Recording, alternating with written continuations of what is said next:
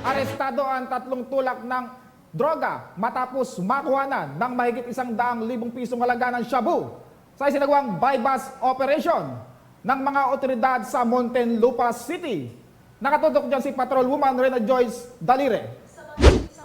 Pagmamanman sa naturang tulak ng droga, nasabat ng Muntinlupa Station Drug Enforcement Unit ang higit 100 halaga ng shabu sa isinagawang buy-bust operation kung saan nadakip ang subject sa buy-bust at 2 nitong kasama sa bahagi ng Barangay Bayanan, Muntinlupa City, pasado alas 3 ng madaling araw kahapon lamang.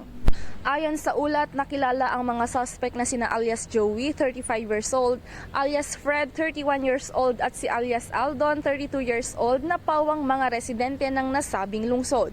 Nang positibong makabili ang pulis na nagpanggap bilang posure buyer, dito na inaresto ang 3 kalalakihan. Matagal din natin tinabaho yon hanggang sa naaktuhan talaga natin na natuloy din. Naabutin ng ilang linggo na surveillance. Yung ng madaling araw lang natuloy. Matagal na rin yun namin tinatrabaho. Mailap lang. Natuloy lang nung super lang ng madaling araw. Nasabat sa kanila ang 4 na plastic sachet ng pinaniniwala ang shabu na may bigat na 16 na gramo at nagkakahalaga ng 108,000 pesos. Na-recover din ang 500 pesos na ginamit bilang buy-bust money.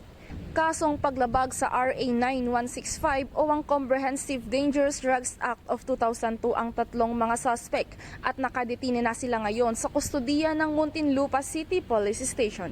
Mula dito sa Southern Police District, ako ang inyong PNN correspondent, Patrolwoman Rena Joyce Dalire, alagad ng batas, tagataguyod ng Balitang Pulis.